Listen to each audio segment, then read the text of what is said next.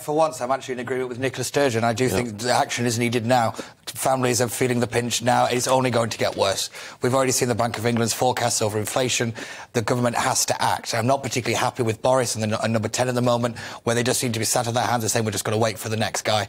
I'm sorry, but I don't think that's going to wash with a great number of people. OK, well, if they're not going to wait for the next guy, how does it play itself out? I think Boris Johnson's saying these are decisions for a new Prime Minister to make, but there's going to have to be some sort of three-headed summit where they're going to have to say, right, between us, what is the least we can do here? Yeah, you are right. So it is realistically that there's not a lot really that Boris can do at the moment, because anything he does put into place is more than likely either going to be overturned or is going to be rejigged around by whoever becomes the next Prime Minister. But it's the way that I think Downing Street have approached this is just kind of saying, hold their hands up in the air and say, it's not my problem anymore. I think that's what a lot of people will have a problem with. I think a lot of people will understand, we'll wait for the next person because it's not that far away, but it's just the messaging of it has been pretty terrible. The problem is, whatever package that summit produces then has to be tied into what is already a very heated campaign over how you fund everything. So if they come out and say, OK, we're going to follow the Norwegian model and we'll pay 80% of whatever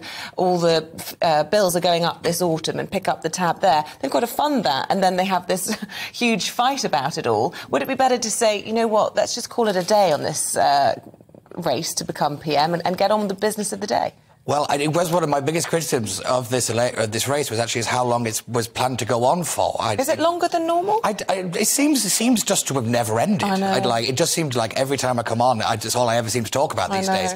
But I do think you're right that it's about time that we kind of got to the end of this process. I know it's only a few weeks to go, but, you know, for these few weeks... Time is money, literally. Time is money, exactly. Yeah.